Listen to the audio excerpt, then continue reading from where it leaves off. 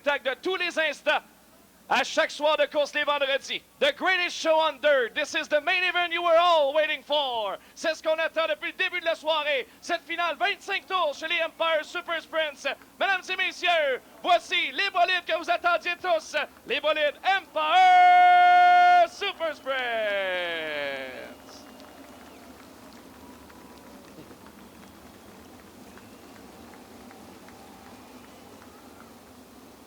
23 voitures au départ d'une finale rapide de 25 tours. Ça va très vite quand il n'y a pas de neutralisation. C'est une course qui peut se faire en 7-8 minutes rapidement. Oh, tout à fait. Et je peux vous dire que pour certains, il y a un surplus de salive dans la gorge, Anthony. Alors que tout ce beau monde va se présenter dans le virage numéro 1. Et on le sait à quel point on peut être 2 et même 3 de large grâce à l'adhérence de ces bolides. Premier au championnat, Steve Poirier se présente ici ce soir en grande confiance. Il a une avance déjà assez confortable au sommet du classement des pilotes. Il a gagné la dernière course à Utica Rome. Il est certainement le favori, lui qui part à l'extérieur sur la première ligne. Faudra voir comment il réussira à négocier le premier virage. Ça pourrait déjà être un tournant dans cette course dès le départ. Oui, je pense quand même que l'extérieur peut être très, très profitable. La cohabitation avec Granby. Le vendredi à Granby et le samedi, ben, ça se passe à Drummondville. Mesdames et messieurs, êtes-vous prêts pour le début de la course? Ça risque d'être un feu roulant explosif au départ. Lance Young débute à l'intérieur avec à l'extérieur. Steve Fireball Poirier, Lee La Douceur, partira au 3e rang. Camionnette de tête des Empire Super Sprints qui va revenir à l'intérieur du circuit. Dans les mains de notre signaleur Bruno Lacroix, va rouler pour 25 tours. Surveillons le défilé de voitures qui va se présenter dans le virage 3 et 4 pour donner le départ.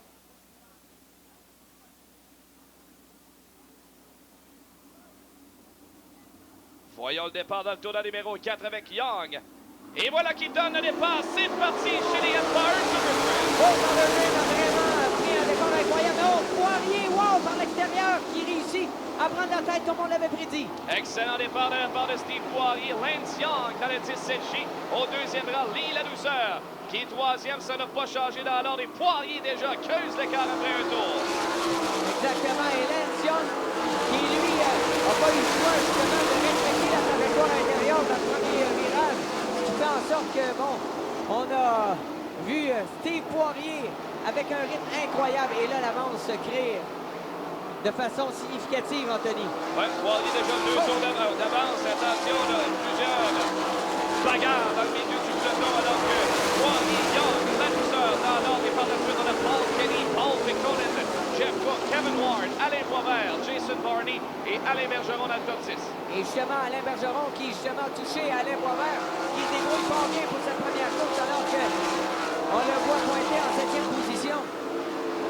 Beaucoup de lutte présentement, notamment entre Piconin, Cook, Ward et Boisvert. Ça, c'est pour la 5e place présentement sur le circuit. Alors que l'avance, Steve Poirier va mettre en banque un 4e tour. 21 à faire pour Fireball Steve Poirier. Au Poirier qui va le travail dans le beau et Boisvert par l'extérieur. Alors, excusez. Deux voitures relativement semblables dans le 13 et le 73. Alors que Boisvert, lui, mêlait toutes sortes de luttes. Jason, oh, attention, la collision impliquant Martin Roy devant l'estrade. Martin Roy, Tyler Rand. On s'est percuté. On a frappé le muret intérieur du virage 1 et 2. Et première neutralisation dans cette finale de 25 tours. Et Bertrand, on a frôlé le capotage pour la Bamba, Martin Roy. Oui, le centre de gravité qui est assez haut sur ces bolides. Et naturellement, lorsque ça part en tête à queue, c'est rare. Cette catégorie en plus de 30 ans d'histoire, mais il est à 22 maintenant du record, celui de Mike Woodring. Surveillons la relance avec Poirier depuis l'intérieur. Il redonne le départ depuis le virage numéro 4. C'est reparti. Et là, c'est Poirier qui est coincé à l'intérieur.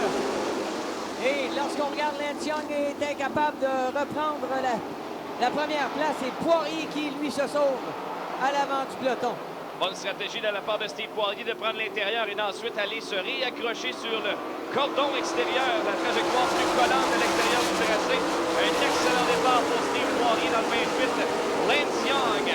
Bagarre ferme en 2e position et juste derrière. Belle bagarre entre Kevin Ward et Également la voiture numéro 19 de Paul Kenny. On bagarre présentement pour la troisième position. Oui, belle bagarre pour la troisième, alors qu'on se place, on veut 3 de large quasiment dans le virage numéro 2. Alors que Lance Young, Kevin Ward et Paul Kenny là, nous ont offert un beau moment de course. À l'avant, Poirier complète le tour numéro 5 à l'avant. Et là, c'est de plus en plus serré entre Young et Ward.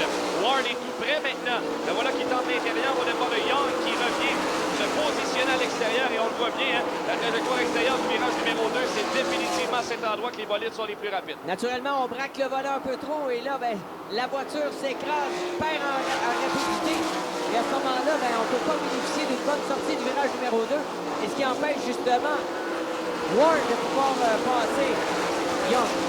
Dans le top 5 est comme suit Poirier, Young, Ward, Kenny et Swernick qui a participé au B-Main et qui est rapidement grimpé le peloton. Et le voilà 5e, il est 2e au championnat. Et on voit bien qu'il est un pilote très compétitif, le 7C de Dylan Swernick.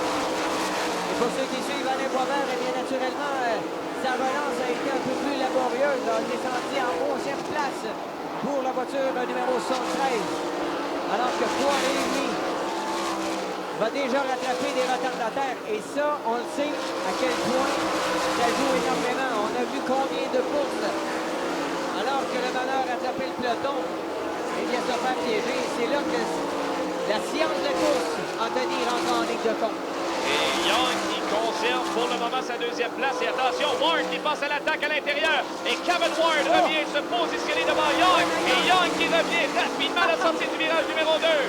Côte à côte, side by side dans le virage 3 et 4. Et Ward est maintenant bien installé au 2e rang. Oh, alors que c'était beau ça. Lance Young qui justement avait conditionné la sortie du virage. Et là, ben naturellement, Ward s'est fait piéger quelque peu par un retardataire. On pensait que Lance Young pourrait peut-être se rapprocher. Mais là, vraiment, Kevin Ward est parti de façon claire, nette et précise.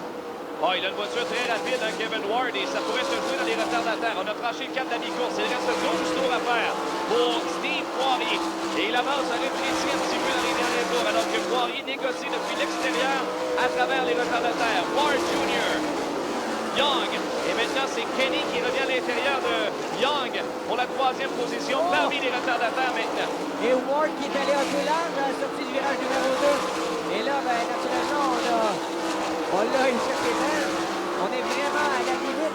Et regardez, Ward qui essaie, lui, par tous les moyens de serrer la trajectoire. On n'a pas le choix d'être à l'extérieur pour passer les retardataires actuellement. On voit le Poirier qui maintenant réussit à creuser légèrement l'écart sur Kevin Ward dans le 13. Et Ward quand même qui revient, là, semble confortable en roulant à l'intérieur. Ça pourrait se jouer dans les prochains tours. 6 tours à faire. Alors que Ward maintenant se rapproche définitivement de Steve Poirier. Oh oui, on a gagné 8 dixièmes de seconde classique. J'ai l'impression que Steve Poirier, on sent plus rapide du virage numéro 1. Et là, les 3 et 4 appartiennent définitivement au numéro 13 de Kevin Ward qui est vraiment un bolide exemplaire. Alors à l'extérieur, Poirier qui reste dans cette ligne, mais Ward, lui, voit la cible devant lui. Grosse. Attention! Et Ward à l'intérieur surprend Poirier et rapidement prend les commandes. Quel manœuvre de Kevin Ward! Le nouveau meneur et Poirier s'est fait surprendre dans la circulation lourde. Oui, c'est Poirier qui pensait pouvoir à l'intérieur. Le bolide devant lui était juste... Bon, mais attention, Poirier n'a pas dit son dernier mot. Dans l'extérieur, et là, ça va être une bagarre. Et Ward maintenant complète le tour numéro 18, 7 à faire pour le meneur Kevin Ward. Steve Poirier 2e et s'accroche justement à la 2e position. Reste bien concentré dans la circulation. Oui, Poirier, on sent qu'il n'a pas dit son dernier mot et tente par tous les moyens de trouver une trajectoire qui va le favoriser. Et ça fonctionne. Oh oui, Poirier qui revient en force dans le virage 3 et 4 et maintenant à l'intérieur. 1 et 2 maintenant alors que Ward demeure en tête devant Poirier alors que loin à l'arrière c'est Paul Kenny, Lance Young et Dylan Swernick dans les 5 premiers. Et on voit que pour Poirier, sa voiture s'est dégradée alors que Kevin Ward, sa voiture semble toujours de plus en plus performante. Et ça, naturellement, le choix des pneus est peut-être une des raisons qui explique ce changement de force Ward n'a plus que 3 tours à faire. Il creuse le cadre pour Steve Poirier. Farmall qui tarde à revenir au départ de Ward qui a quand même 3 retardataires devant lui. Là, il doit ralentir. Alors que la douceur l'a ralenti dans le virage 1 et 2. Et Poirier ne parvient pas à se rapprocher. Il y a le retardataire Bergeron entre les deux voitures. Et encore une fois, c'est Ward qui vient rabaisser un tour. 2 tours à faire. Tour à Siro pour Kevin Ward. Maintenant en tête. Et Poirier doit tout donner maintenant pour aller reprendre la première position. Mais Ward, très habile, ne fait pas l'erreur. Non, non. Ward a expérimenté son position là, au bon endroit. Et bien synchronisé justement pour passer le retardateur alors qu'on est dans le dernier tour. On sort le drapeau blanc et Ward maintenant est juste en tête. 2 retardataires entre lui et Steve Poirier. Il a bien travaillé cette course-là, Kevin Ward. Il est en tête, bien installé devant Poirier. Le voilà qui se présente dans les rangs de 3 et 4. On sort le drapeau à damier pour le jeune Kevin Ward Jr. qui remporte les honneurs à Grand Prix ce soir chez les Empire Super Sprints. Devant Steve Farmall Poirier, Paul Kinney, Lance Young et Paul McConan. Michael Parent, c'est Michael Parent à la fin qui vient chercher la 5e place. Alors qu'on sort les feux d'artifice pour la victoire de Kevin Ward Jr.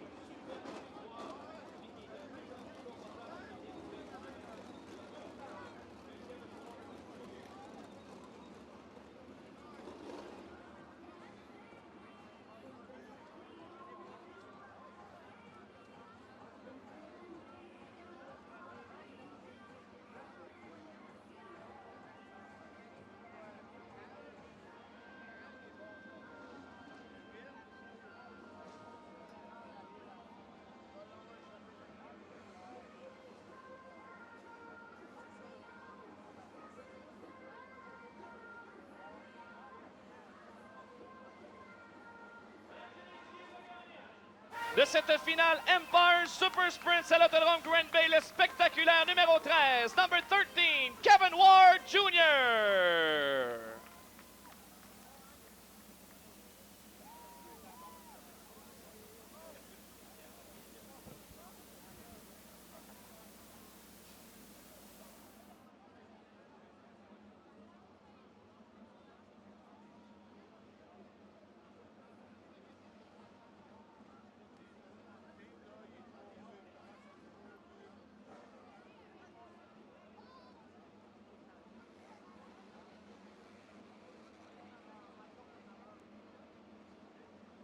OK, nous sommes avec Kevin Ward, le vainqueur chez le SS Super Sprint. Kevin, it was a fantastic race, and when we saw your car improving lap after lap.